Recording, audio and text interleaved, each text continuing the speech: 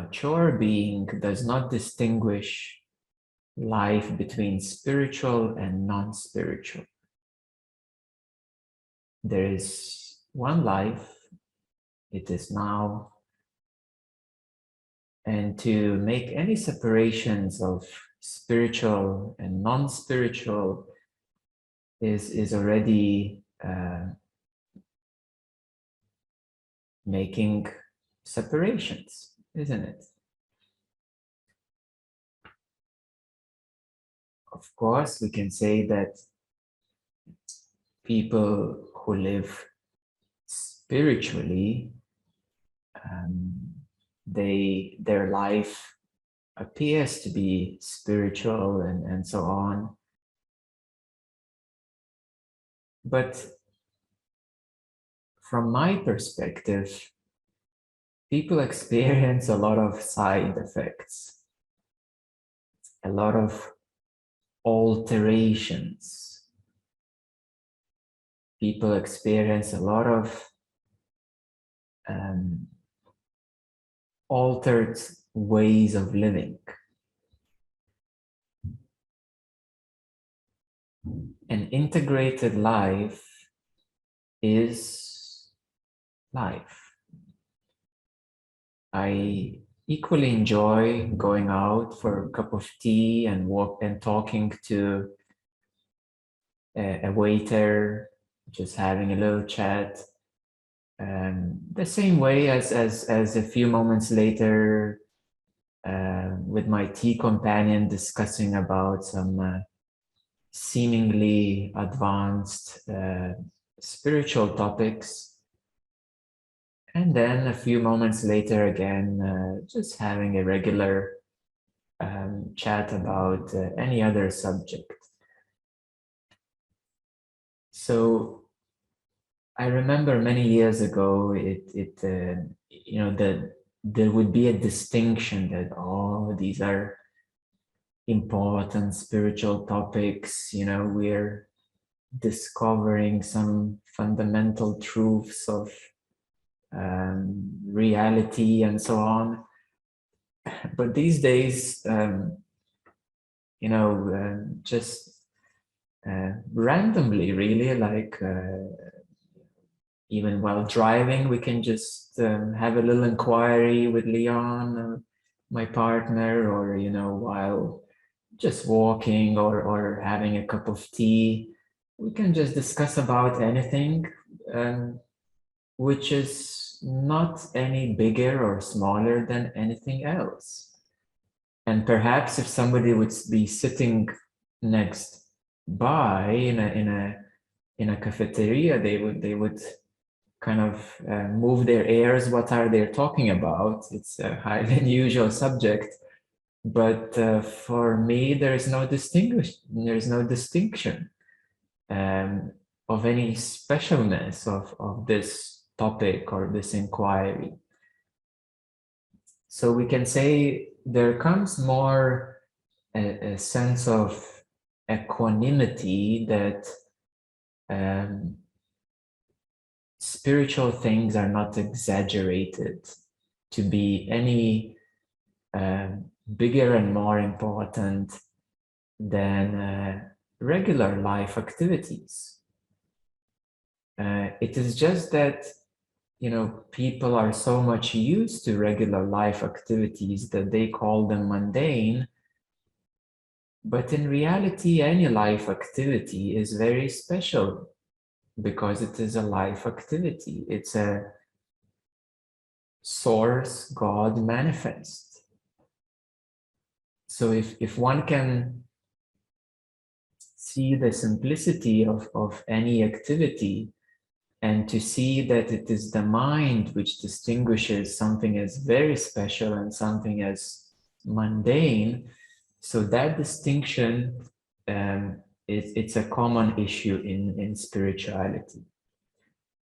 It's a common issue because spiritual people become very spiritual and they tend to really show it to others and then start facing all sorts of issues because of their specialness. And paradoxically, awakening to higher levels of consciousness, many people experience a loss of their spirituality. And it becomes a very sad loss because it has been, cultivated for many years, and for some people it's a way of living, and then coming to more natural consciousness. That's why there is a word natural. It is not said that it's a super extraordinary, the most special consciousness ever that there is. No, full consciousness is natural. And that's a big surprise. That's a really big surprise to well, first of all, to yourself and to your past version of yourself. Because things which were unnecessary, they just dropped away. And so many people who come to these final states of consciousness, they have a little bit of reluctance to go all the way, to finish themselves, so to speak, to finish the spirituality, the search, because it's another loss, and it's another form of identity. So that happens quite a lot.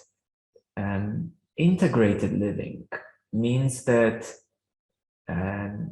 you're no longer escaping anything. You are no longer escaping doing the dishes with your spiritual excuses. You're no longer escaping just cooking or doing regular things, helping out somebody in a simple way. So you're no longer escaping things. You're no longer escaping regular life, because for many, a spiritual journey is escapism from life. Sometimes it is good to kind of come out of the regularity of life, to rock your boat, so to speak, so that you come out of tracks of being pre-programmed, how everything's supposed to be, and then you become a spiritual rebel. You stop following any rules, you stop paying taxes, and and do whatever it takes to not follow the system and the rules, and anybody who tells you anything, how you should behave or do whatever.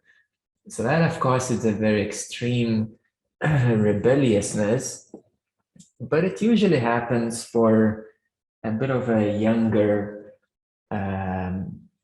type of people in their 20s or early 30s, this kind of rebel movement. But then, things settle down, and everybody proves themselves, how free they are, and then it's time to discover what is the real freedom. The real freedom is not, rebelling against somebody. The real freedom is well, it's inside. It's being not limited within you and what you believe, what you hold. All the things, how things are supposed to be or how they are not supposed to be. So it's all mental, really. It's all mental, and I see that many times it's not necessary to bring, to manifest your inner disturbances into the world, because some spiritual people are very troublesome people. They're their ways of rebelliousness and awakenings can be quite troublesome to many people around them. So that's why, some people are a bit cautious of the whole thing. So I call them side effects. I call them side effects. You know, a patient is recognizing that they're ill, so they're starting to fight the illness, and they're experiencing all sorts of healing side effects. And when a patient is healthy again, which is the natural full consciousness, then, well, you're done with the side effects and with the illnesses, with all the, mental, psychological issues and problems to yourself and to others. So in some ways, I do see myself as a doctor. Not that I'd ever thought of that thing ever before, but I just recognize that the natural consciousness is very normal. And I've seen the spiritual scene,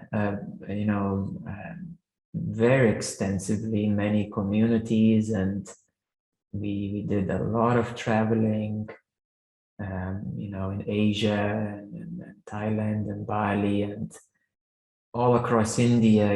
We went from the East Coast to the West Coast to the middle, from basically from the south of India all the way to Himalayas and even around Himalaya. So sometimes I meet some Indians, and nowadays there are more and more Indians in Maltese Islands, and they're, let's say being a waiter or something. And I see that they're Indian. I say, "Oh, hi, where are you from?" And they say, "Oh, I'm from India." I say, "Oh, that's nice. I love India. It's so beautiful." And then we start talking, and if I share how much I've seen India, they say, "Oh wow, you saw a lot of India than me, because I have just been in my hometown and that's it. Now I'm here in Malta." So I get surprised by that.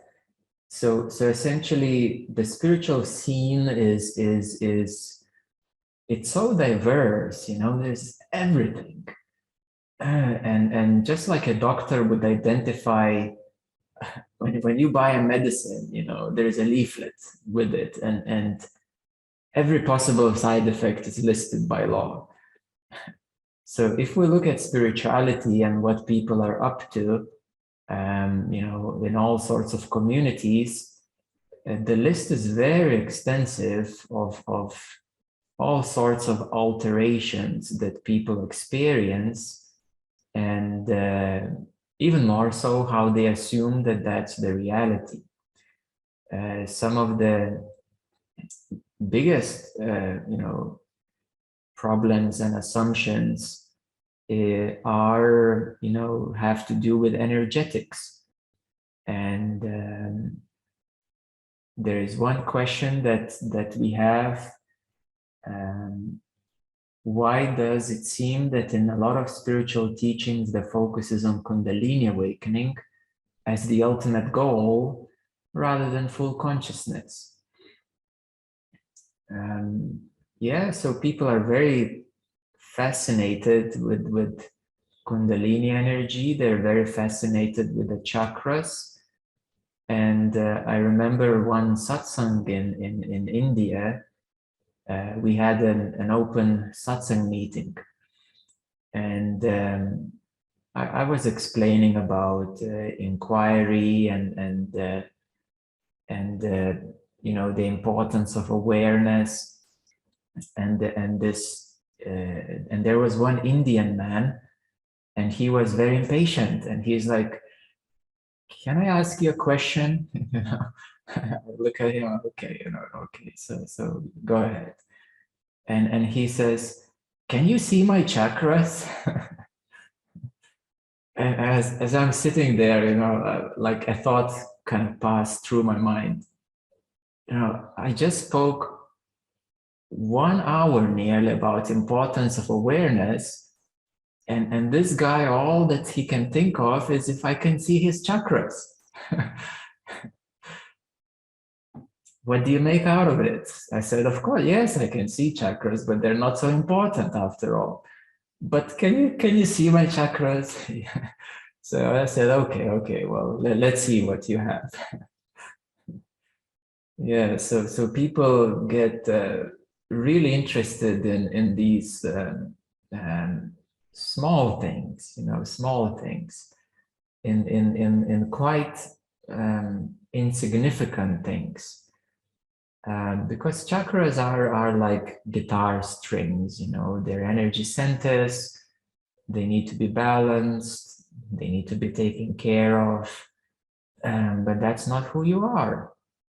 It's just like saying, can you see my organs, my heart and my liver and my lungs and my brain?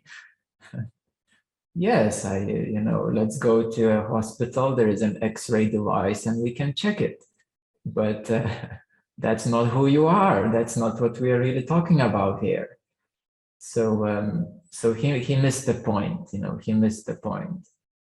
For him, a teacher, a guru, is someone who has a third eye vision and who can just check things up on an energetic domain. However, it is understandable because many people, that's what they come to know about spirituality, about energies and chakras and kundalini. So they're very curious, what happens when this kundalini awakens. What happens? A lot of crazy stuff can happen when kundalini awakens, and if one is not prepared, and there's a preparation necessary. And for many kundalini awakening, it's not noticeable for many actually, especially who work with me and with in our way of consciousness transmissions. Kundalini awakening is not a Kundalini awakening experience is not necessary for consciousness awakening. Kundalini awakening has to do with your energetic system, and as part of ascension practices and ascension work, and it requires a lot of work. That's a certain energetic thing that happens. However, Kundalini energy is active in everyone to a certain degree. So this is something that nobody talks about. I want to open my Kundalini. It's already open to a certain degree. So that's a big secret revealed right here. It's already open to a certain degree. And you gotta clean your chakras, balance them properly, and when the Kundalini rises, then you won't even notice it. I remember myself, when at the initial awakening, which had to do more with energetics. The energies were very strong and evident, but now there is so much openness that my chakras are pretty much relaxing. I don't even notice that I have chakras, to be honest. It's like, when you're healthy, you don't notice that your heart is beating well, that your lungs are breathing properly. They're just doing their thing. And, yet again, in my case, because I do work with ascension and other things, so I can easily check on them. But in reality, in a natural state, there is no necessity for energetic stuff.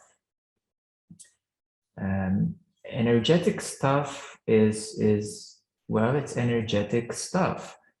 You know, as people can be preoccupied with their mental stuff and emotional stuff, in spirituality, people get very preoccupied with their energetic stuff. Same thing, you see, it's the same, literally the same thing. Of course, it's more exciting, it's different, it's more unusual.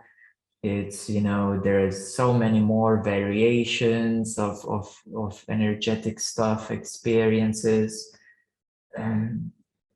But there comes the other question. Do spiritual experiences have any permanent effect on consciousness? Or experiences tend to wear off? I will tell you, all experiences do wear off. All experiences wear off.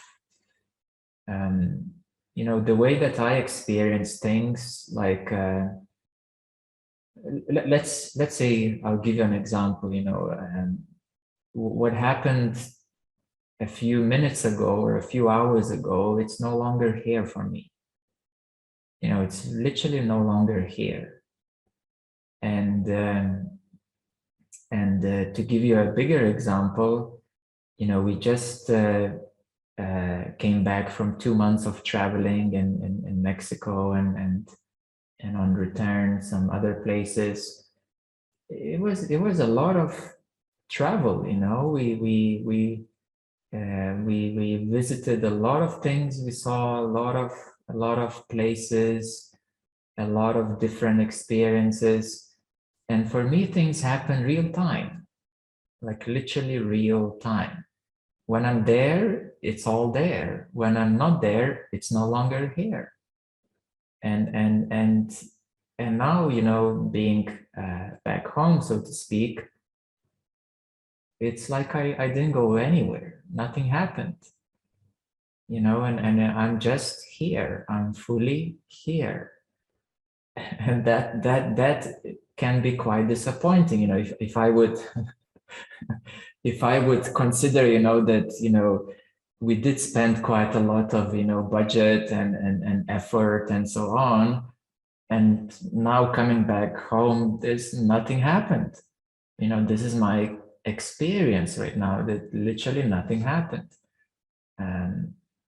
So it's just a memory, what is left. So essentially, you know, it can be quite shocking and disappointing for many people to realize, you know, when you're truly in the present, there is only truly the present. And all those things that you have done before, they are in the past. And however, most of the people, they carry the past in their present. So thus, they're not truly present. They're loaded with the past. And that has to, you know, also applies to spiritual people, because you know, spiritual people, they let's say somebody had a big experience, and now they feel, you know, so enlightened and so you know, bright and so on. And you know, and they mingle upon this experience for some days and weeks and even months. Sometimes I meet people with whom we met like 2-3 years ago, and they say, oh, that was such a powerful meeting. I'm still thinking about it. I was like, wow, serious? You know, that was 2 years ago. You know, you should live in the present, and you probably missed out on another 100 possible experiences, you know, if you continued to move forward. And but some people really keep the past very much alive in their present. Yeah, so that's another big revelation, that in a natural consciousness, you are here now, and you're really here now, and what was in the past, what was in the past. You know, we can say my memory seems to be lost, so to speak, because I do not recall my memory as something active in my head. You know, I don't have that anymore. So somehow I can recall the past, yes, what happened some time ago, but I feel much lighter than having a memory. Because, you know, holding something in the head or in your energy system of the past, it's a bit like holding an old luggage, some old stuff. So I'm more interested in the aliveness of the present moment. You know, if I breathe in the air, I'm interested in the air that I'm breathing right now. Yeah, if I'm meeting somebody, well, I'm interested in that meeting, and that's it. You know, everything that is right here, right now. Because guess what? Only that is actually alive right now. So right now, what is alive is this moment. Some people do keep the past alive in them very much, but I see it as a residue being carried. So so thinking just logically, if you keep the past stuff in the present, can you really experience the present? Yeah, so there is that kind of a ratio. Yeah, there's a ratio between how much past is in your present. And the bigger the ratio of the past and the present means the less the present there is. And then people say, but the present is boring. Well, because you haven't found what the present is.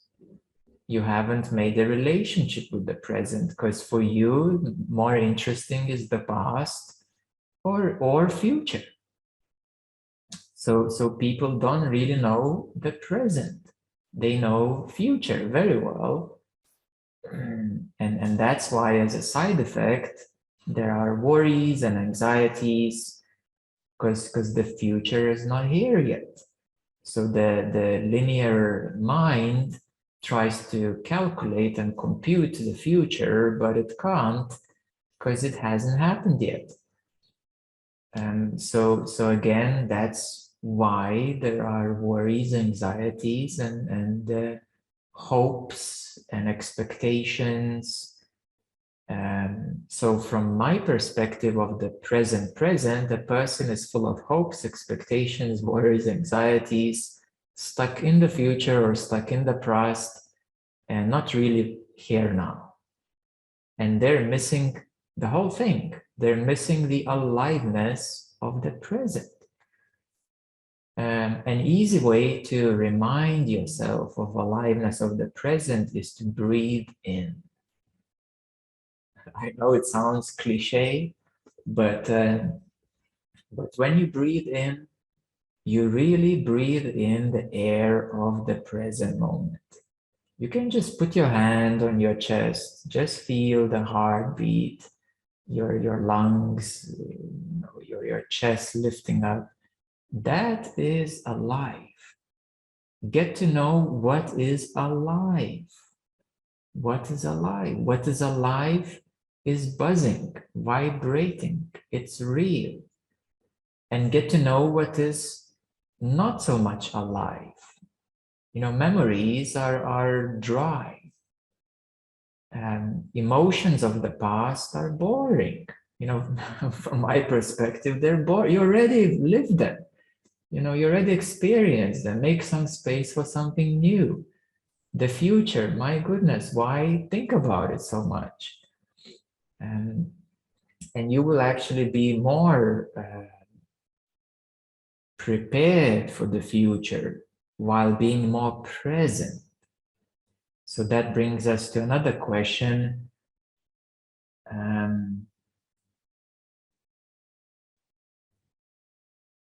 Yeah, I'm gonna throw in some questions.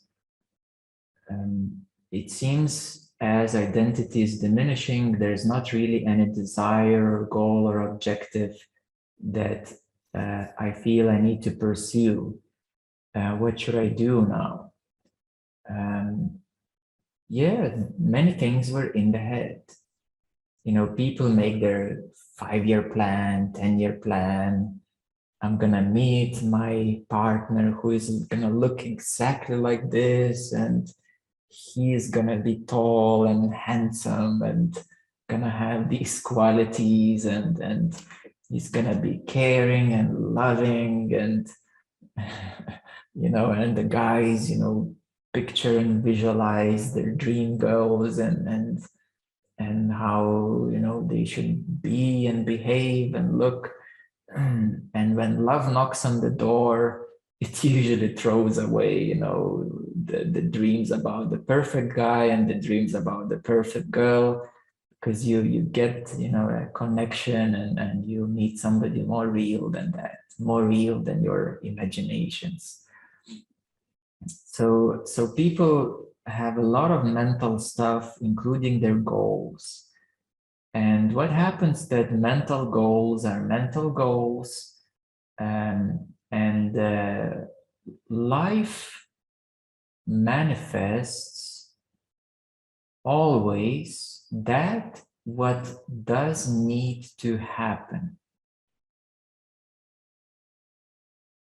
Yeah, life always manifests that which does need to happen. And therefore, if you're really meant to meet someone, you're gonna meet someone. Don't worry about it. If you're really meant to get a certain job, you know, everybody's gonna kick you around to get that job. And you're gonna feel that I have to do this, and you're gonna know it, and right people will come and give you the right advice in the right moment, you know, for you to be there, you know. So when something is really meant to happen, it's gonna happen. But you know, people get very inspired by all these law of attractions, and you know, all those possibilities and imaginations and so on, that they are, you know, they can be pursued to a certain extent. But there is a Zen story, a simplified Zen story, that a Zen monk received a horse as a gift, and he was like, "Oh, okay, thank you." And the person who gave that gift of the horse said, "Well, you should be very grateful and thankful. You know, this is so important. You know, this horse is gonna help you so much. It's gonna make your life so much better, and you know, it's such a big meaning and importance, you know, of that horse. You know, if you think about like 500 years ago or so, it's horse was a big deal, you know, in those days. It's like now you would get like a brand new car, you know, but horse can do even more than a car, you know, to help your life in those days. But the Zen teacher was indifferent. He said, "Oh, well, thank you. It came. That's fine. But I don't feel such a big excitement or such a big, you know, gratitude, because I may lose it. I don't know what can happen." And guess what? You know, a few months later, the horse got ill and it passed away. And the person who gave the gift of the horse, you know, was so sad and so depressed. My goodness, you know, this horse died, you know, and now it's the end of life. And the Zen teacher says, well, life happens, you know, what can I do about it? What's meant to be, meant to be, what's not meant to be, not meant to be. So apparently, you know, it wasn't meant to be, you know, and so the same thing, many goals and objectives that, you know, people have in their life um, are many times not meant to be, and they turn out to be, you know, fulfillment of desires, fulfillment of hopes, fulfillment of expectations. And people spend so much time, so much money chasing these fulfillments, you know, because they read a book and saw inspirational video and they got so excited, and you know, they pursued the goal, they achieved the goal, they were so happy with their goal, and then something else happened and they lost it and they were so sad, so depressed, and so disappointed. And guess what? From the perspective of life, it was all quite unnecessary. Yeah, so this whole trip of desires, expectations, hopes, and dreams, and chasing them and making them real and happy happen, and you're feeling satisfied and achieved, and you know, then showing everybody your achievements and this and that, and then losing everything just a bit later on, and all of that for what? Yeah, so it was a trip. I call it was a trip, you know, that one underwent, and then you know, it just came to happen. So some of these things are sort of we can say karmic things, yeah, that a person needs to go through certain karmic experiences, and you know, even myself, I will say that I also, you know, had many goals and dreams and plans, and I did all of them, by the way, and you know, because I had such a good focus and sharpness, and literally everything that I really wanted to manifest, I manifested. I did all of it. You know, I had a couple of businesses, and I traveled wherever I wanted, and you know, in my earlier days, I earned money, and then I lost all the money, and you know, so literally, I went through all of it, and you know, through quite many cycles that normal person wouldn't go through, and that gave me a realization of this. Yes, like this fly, you know, it comes and goes. It's a realization of impermanence. It's a realization of a cyclical nature. So what is my take on it? Is that what is truly meant for you, you're gonna have.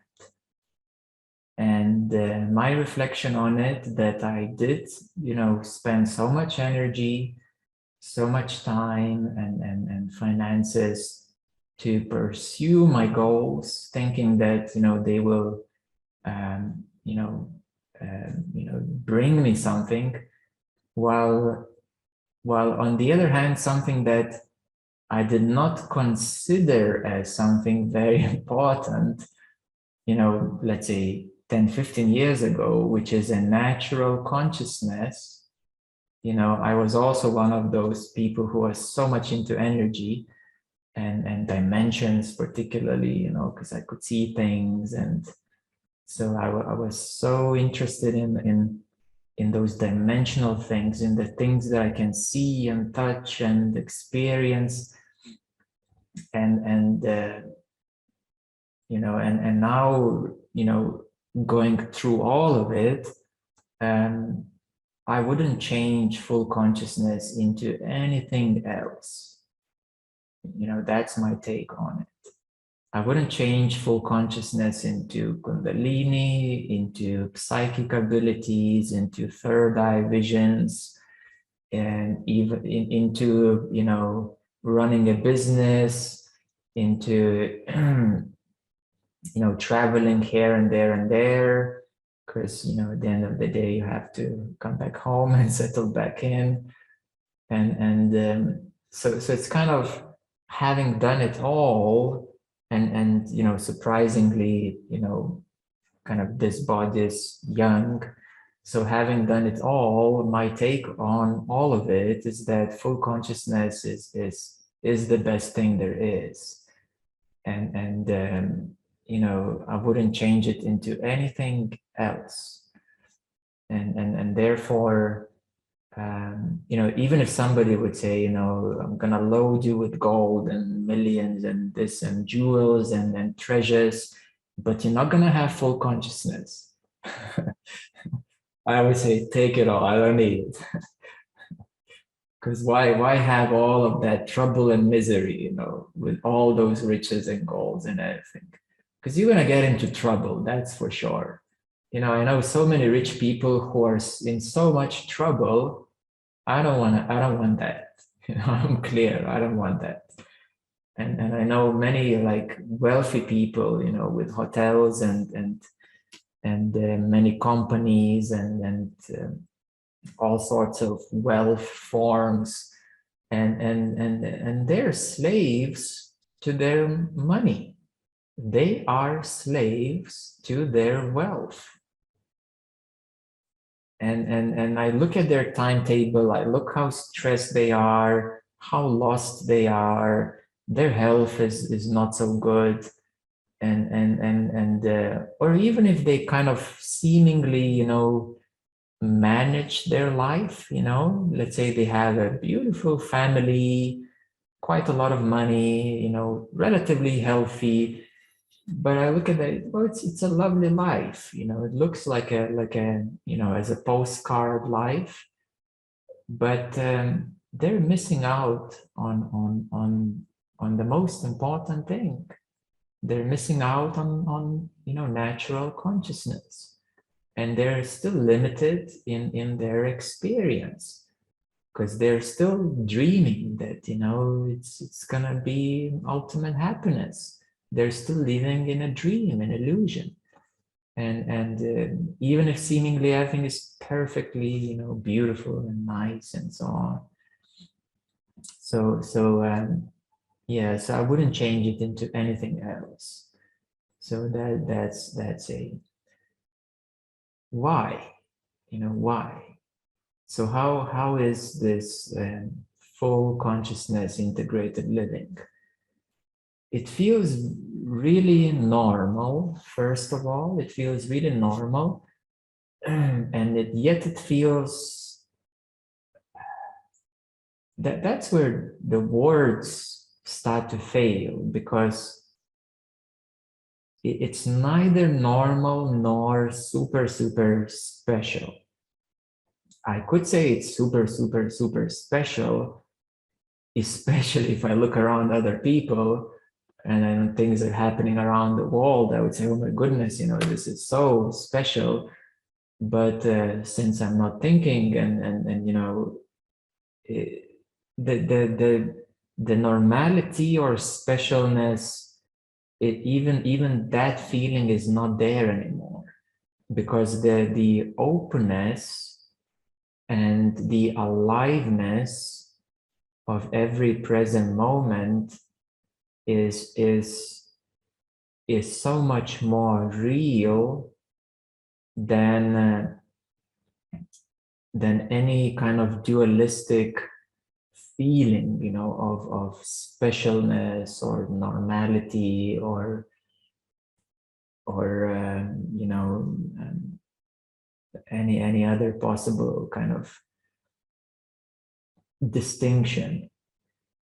And I would say I felt a lot more special maybe some 3-4 years ago, when you know, kind of I just opened up into full consciousness. It felt a lot more special, because I was still full of spiritual energies, you know, and the we can say involvement with energies. So it felt kind of more enlightened, let's say 4 years ago than now, because now I don't feel enlightened. I don't know what enlightenment is. We could say that when I was in 700s and awareness and on the LOC scale and 900s and just like fresh in 1,000, I kind of knew much more what is enlightenment, because the energy of that specialness of enlightenment was much more present. So it was more tangible.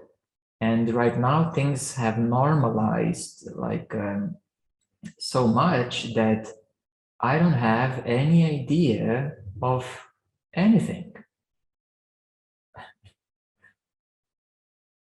Yeah, I don't have an idea, who is this? And I don't have idea who are you.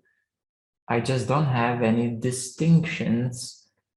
Like in my honest reflection, I was asked by some people, like, so what's your relationship to others? And then I say, there is no others, because I don't have, well, I can see you, yes, of course you're here, I can touch you and so on, but I don't feel that you're separate from me, that you are other.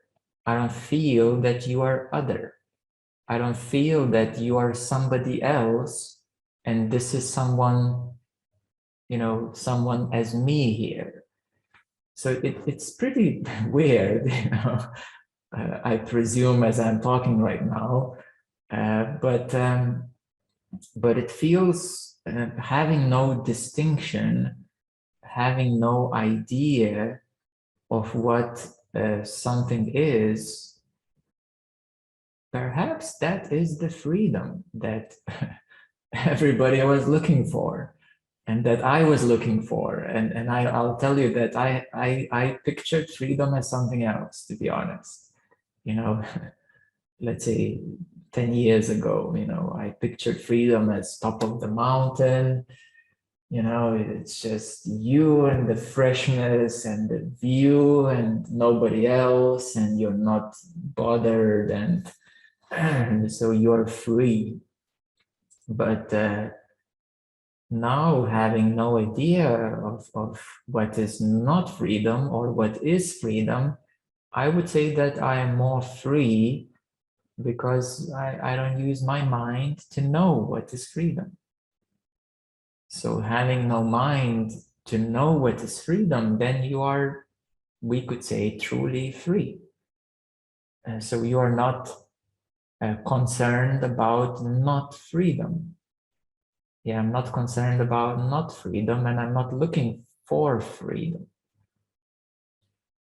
So you see, the thing is that the mind kind of always has a certain hook, a certain thing, and in full consciousness, especially when it's more integrated, you start preferring more and more the simplicity of openness. You start preferring more and more the simplicity of openness rather than knowing what is what, rather than I used to use the word realization a lot, but even that word is kind of disappeared because there's just the present openness. So I don't know who I am. I don't know who I am because that question does not arise. And even if the question would arise, it makes no sense to me to even look for answer to it. So I'd rather just be, in this normal, natural openness. Why question, and why try to realize something? And it's funny for me to say this, having kind of realized, not only all the LOCs, but all the dimensions between them.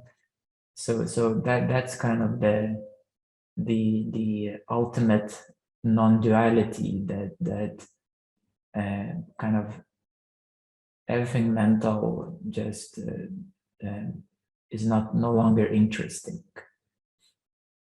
Is no longer interesting. However, what perhaps is interesting to me, so to say, is the present now, the present aliveness. So the most interesting thing to me is the present now, the present aliveness. Because first of all, that's the only real thing there is. And that's the only thing that I can see and smell and taste and touch. Even if I close my eyes, it's the only thing that is present. And even if I drift into a deep meditative state, of which there are so many, it's still the present moment. So for me, that's the most interesting, so to speak, thing that there is. So yeah, so essentially, every one of you has an experience of natural self. And, it comes in a moment when you kind of, maybe at the end of the day when you're relaxed, and then you just lay down and then say, oh, and there's nothing bothering you, so to speak. Everything is fine. Not like everything is perfect, but it's just fine. You're not interested in solving things. Let's put it this way. So every one of you had this experience many times, actually. So you're at the end of the day, you're relaxed. You're not interested to do tomorrow's things, and in that moment, that's it. There you are. You're open, relaxed, unbothered, and then of course, if you would kick in your mind and say, "Oh, that's the one," then your mind will start to wrap it up and keep it and maintain it, and that's where trouble comes in. But what I want to say is that it is normal to experience full consciousness. Every one of you has experienced it. It doesn't feel very, very special thing. It neither doesn't feel, boring thing. It just feels undescribably okay. And you don't want to add anything to it. You don't want to take anything out of it. You don't want to add anything to it. Because at the end of the day, you are tired. You've done it all. You just want to be in that moment, just to rest for a bit. And there you go. That's how it is. You don't want to add anything. You don't want to change anything. You don't want to remove anything. Because in that moment, it's okay. It's like really fine, really okay. So that is an experience of full consciousness. Yeah, that is an experience of full consciousness. And maybe what I want to mention as well tonight is that some of you who are at higher level of consciousness, you still want to fix something. You still want to fix something. And my message to you is, why bother? Why bother trying to fix it? And see if that is not a trap to you. And that would especially relate to the highest LOCs.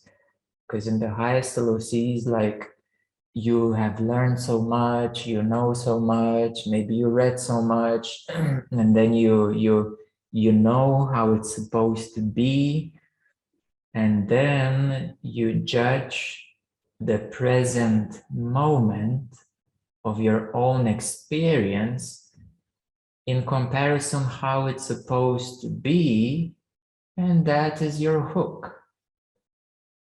And that is the hook, because you are demanding from yourself how something is supposed to be, rather than relaxing, putting less demands on yourself and allowing yourself to be more natural in that moment. More at ease, more okay. Okay, even with something, kind of bothering you. Or being okay even with, with some thought coming up in your head. Nobody told you that you should not have any thoughts. I didn't ever tell you, I never told you that you should have no thoughts. So, yeah, so people read a lot of stuff. They watch a lot of videos. People make a lot of ideas how it's supposed to be. And yeah, and you're just okay, totally okay.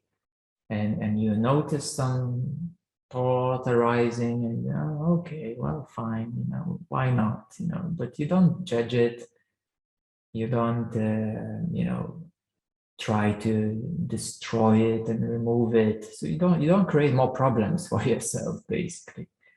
Yeah, so that's why you can be really okay, because you're not creating more problems for yourself. Yeah, so I hope it gives more clarity of what happens, how things are at the end of the search, so to speak, at the end of the road. And at the end of the road, where you are, here and now. Well, literally, I mean, it's not mystical here now. It's like, yeah, you're still sitting, you're still breathing and eating and watching and doing whatever you're doing. And you are you. You are you, and you're not gonna turn to butterfly. And unless you see some visions and stuff, and it's can get you excited, but when the vision is gone, it's gone, and what stays is you. So so be yourself, value less these altered things, value less kind of achievements that's something super special, and this and that, and it's the ultimate of the ultimate, and this and that. It's a lot of entertainment for the mind, let's put it this way. So value less these alterations, recognize that energies are stuff, like mental stuff, emotional stuff, energetic stuff. Experiences. Well, it's nice to have experiences. And, of course, it's nice to travel and do whatever you do. But all of you already know that, let's say, your travels 10 years ago, are they still present with you? No, they're in your photo album. They're no longer here. So now amplify this by 100 times, and that's how much you are in the now. You're in the now. So we can say, don't dramatize the experiences, don't dramatize spirituality. Just don't dramatize anything, and it's gonna be easier. Yes, and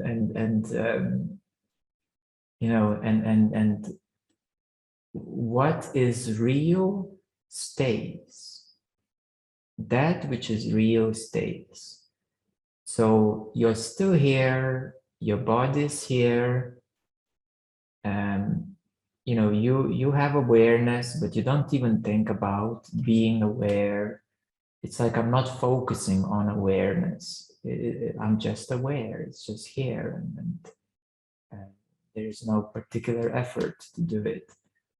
And so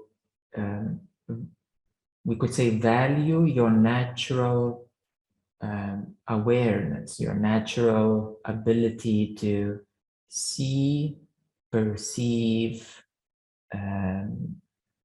sense, and especially in the present moment, because that's where things are alive. Now you breathe in, that's a fresh air of the now.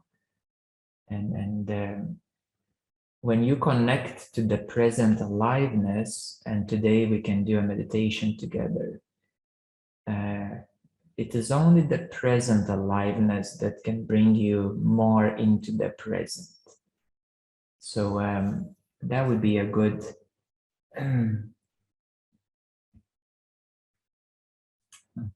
yes, we have a good question. I find it difficult to differentiate between dramatizing and enjoying. Do you mean not getting attached, or do you simply feel emotions without attachment? Enjoying, yes.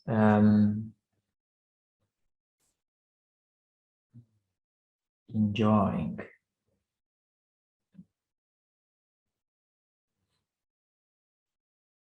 Yeah, I don't know what to say about enjoying. It's you know, if you are having some lovely food, you can appreciate.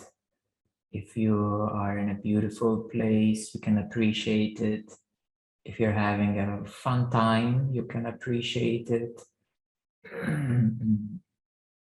But don't kind of mentally exaggerate. Don't make something out of it.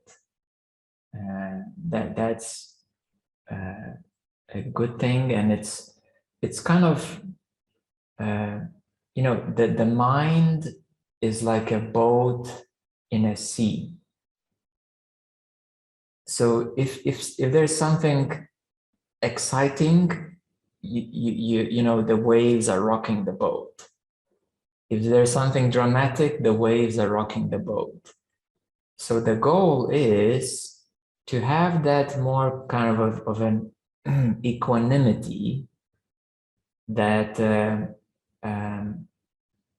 balance, without exciting the mind or disappointing the mind or chasing some fun stuff, or you know, getting wrapped up in some stuff.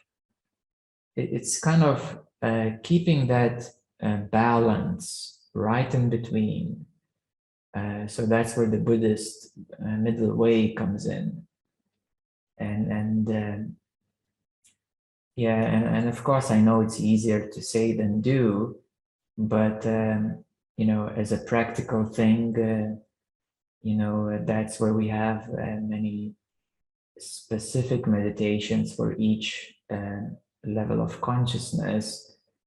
And really things come into fruition via transmissions, because via transmissions they do a certain kind of magic, we can say, that you know, is still mystery to me in one way, because you know, I'm giving transmissions every day to people, but it's still a beautiful mystery of how it shifts and solves these all the kind of issues of the mind, or disbalances of the mind.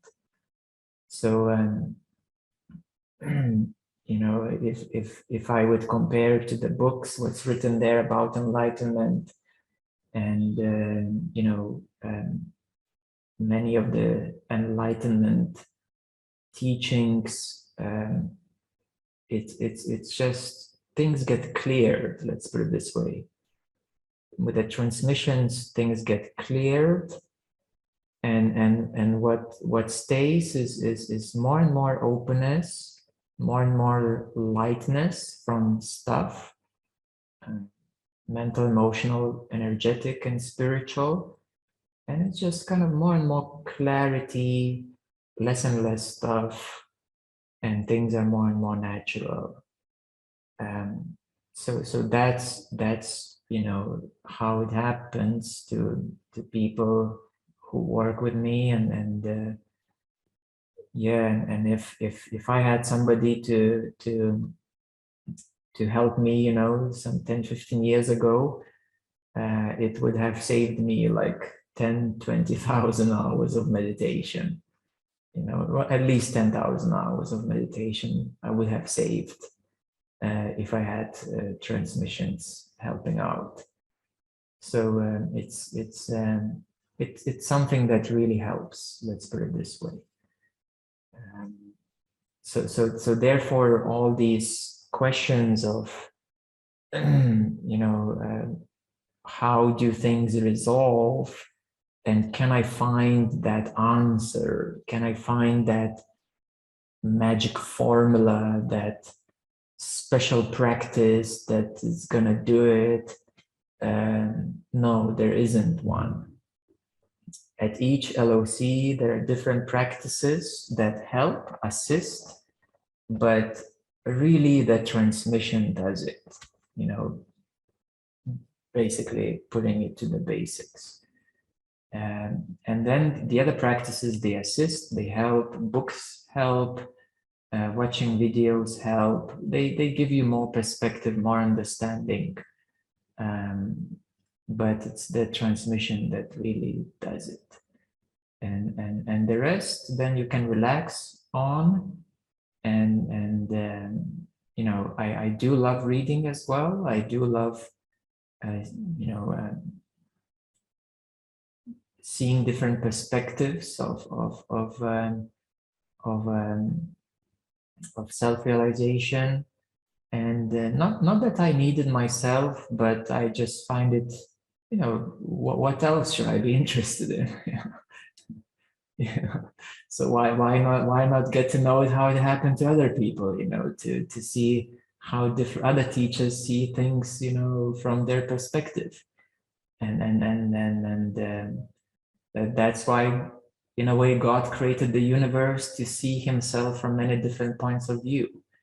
So I see that this naturally is kind of interesting to me, without any need. It's just I don't find anything else more interesting than that, so to speak.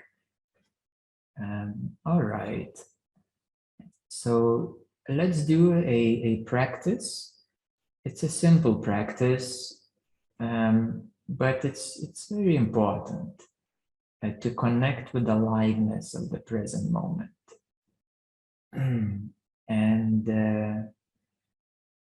yes, and then we can dedicate a bit of time for any questions and discussion. So I invite every one of you to slow down and to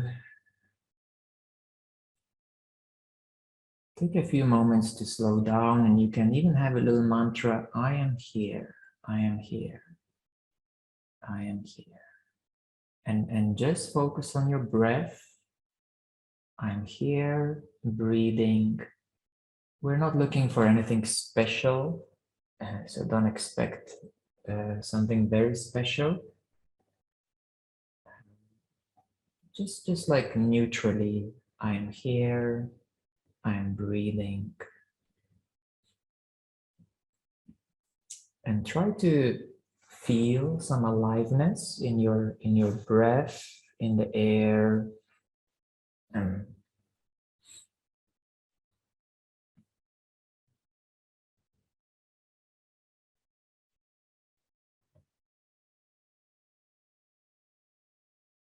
To feel the aliveness of your body.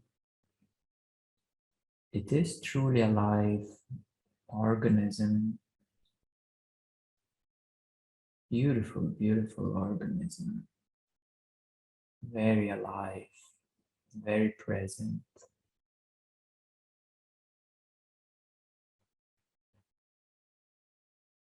And then you can notice aliveness of anything uh, additional, such as maybe there is a feeling or emotion. It is also alive. It is vibrating. It's vibration. It is producing a feeling or emotion. It is an alive vibration.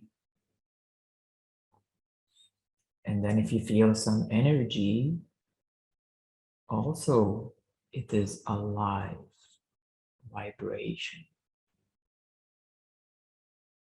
Even if a thought comes in, it is also an alive vibration, energy, form. Everything is alive. Everything here now is alive. Even the chair upon which you are sitting is also alive. It is vibrating its solidity. It is vibrating its chairness, being a chair.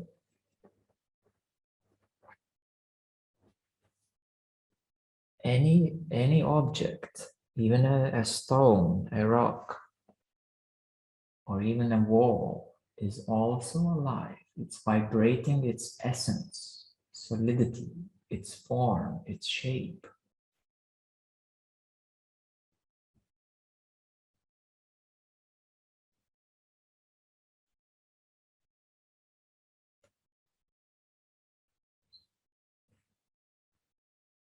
So in this moment, everything is alive.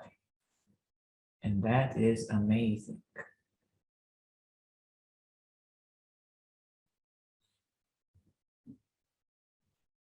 That is the living presence of the universe or God, the living presence of self.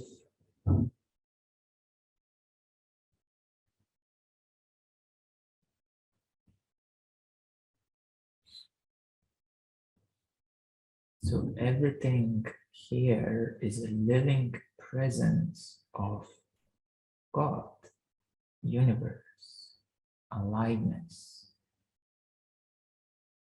It's a living presence of consciousness manifested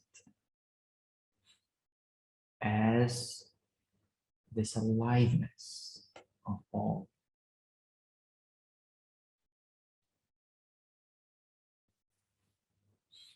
And by acknowledging this living aliveness, you are strengthening your relationship with that which is alive, with the living presence of God.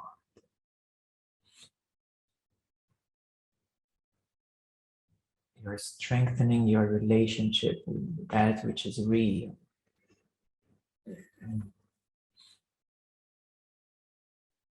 Present.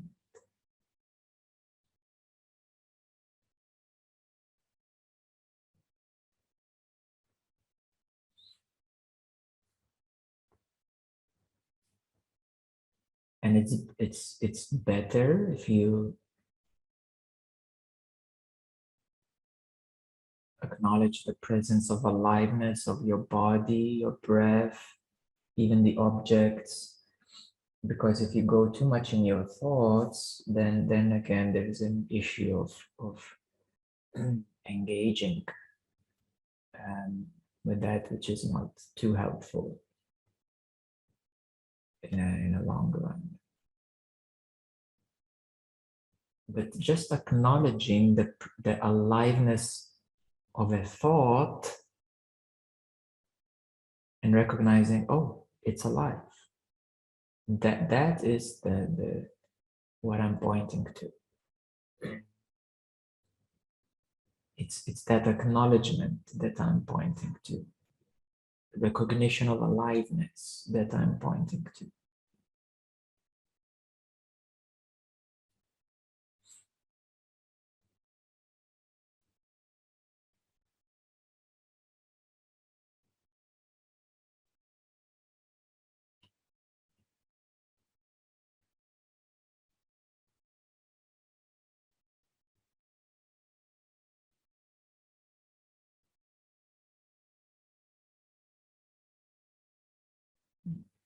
So it is the acknowledgement of aliveness and recognition of aliveness that deepens your connection with that which is alive. And thinking about things and wandering around, that's no longer helpful. And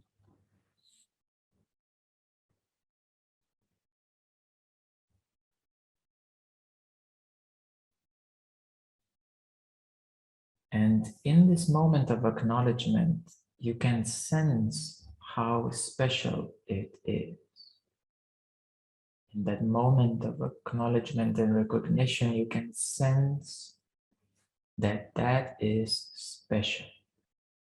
And your cells kind of vibrate more alively because they recognize that you are giving a priority to aliveness. So your cells get more alive, they get a bit excited because you are focusing on that which is really important, real, alive. You're no longer focusing on thoughts and old stuff, past or future. So this is how you increase your connection with real present moment, with that which is alive in the present moment.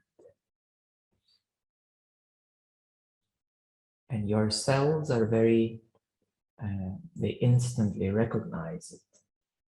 They know it. And they're very happy about it.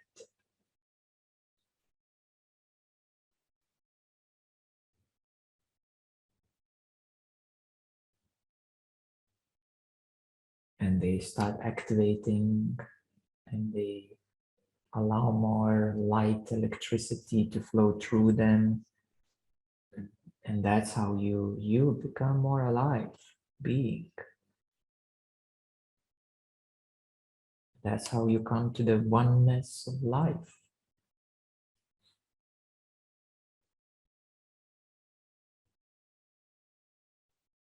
Literally by connecting with the aliveness of life.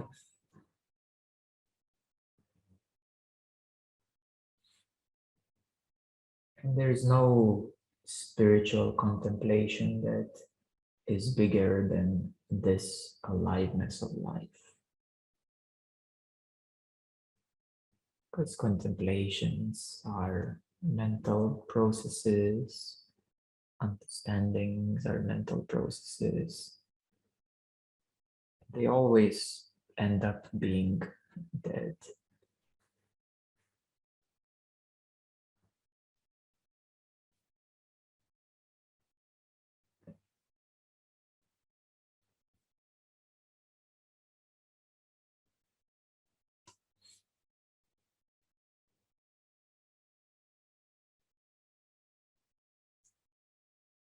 And this aliveness is what truly connects you to life, to the universe, and to spirit, and to all dimensions, and essentially and eventually to the source itself.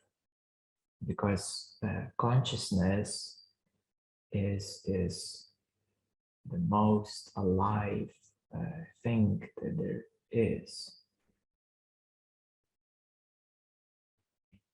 It is from the aliveness of consciousness that the aliveness of energy comes.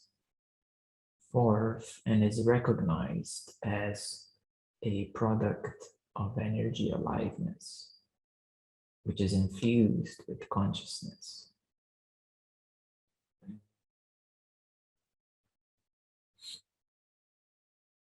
So this is a beautiful practice, a reminder how to connect with the aliveness of that which is real in the present moment. And to me, this is one of the most beautiful things, because it's a direct acknowledgement of, we could say, God, consciousness, life, divine, whatever names we choose, we are acknowledging it right away, here now. And that's where, in other words, God sees itself in form, in this particular point. And that's what makes, so to speak, the source happy, because that was the intention of the source, to create all things in the first place. So it kind of mirrors back your recognition, acknowledgement of aliveness now, which is instantly mirrors back the present moment, and it, well, in some ways it connects you right away to the source.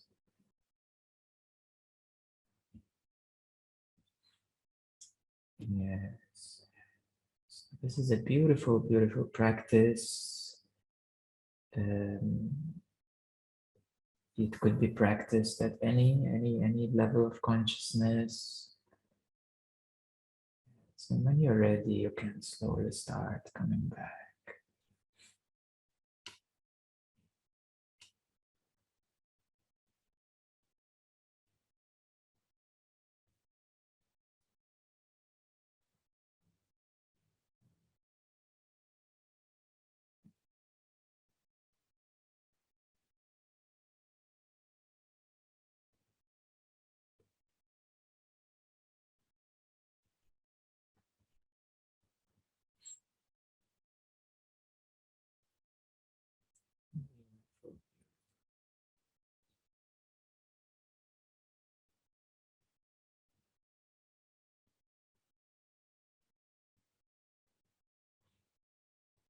Okay,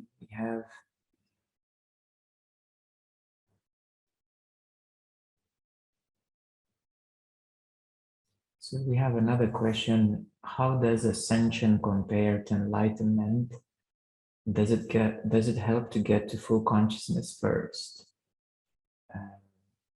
Yes, totally. You should. Getting to full consciousness is number one thing.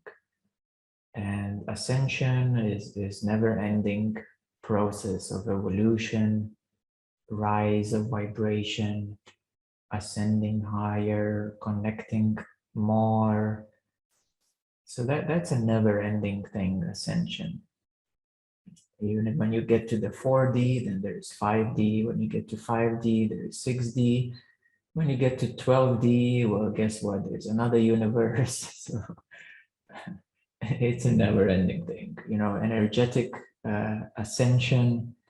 It's a never-ending thing. So you would enjoy it most in consciousness. Yeah, you would enjoy most playing with your chakras when you are in full consciousness. Because otherwise you're gonna play with your chakras with expectations and then, you know, certain you know, desires and so on, and that's what gets in the way. That's what actually disbalances chakras.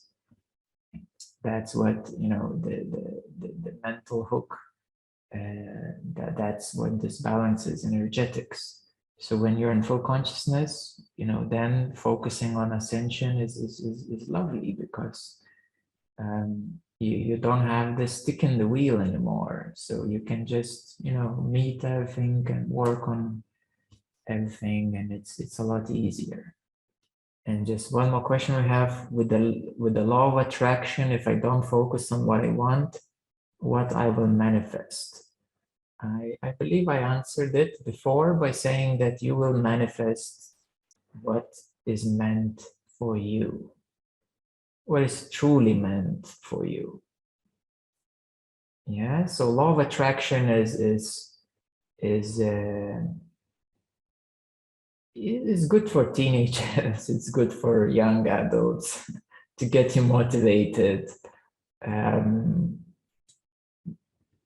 But the biggest manifestation rule is to focus on higher vibration.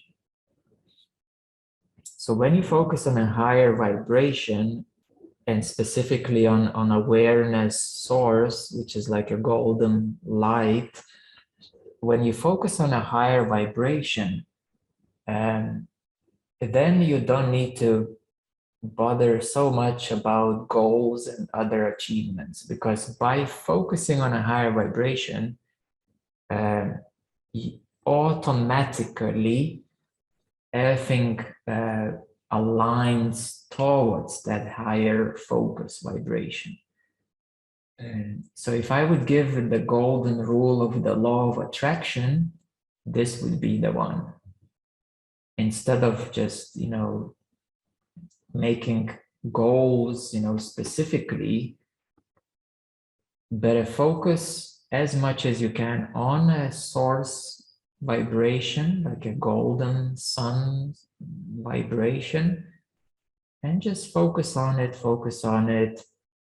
you can even do some pranayamas to charge yourself with the life force energy, and you will see that you will manifest everything that you need to manifest.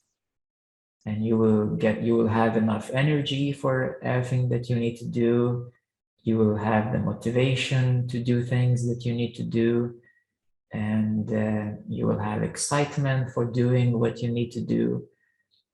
So that is like a golden rule of manifestation. And that's where the law of attraction kicks in its highest vibration.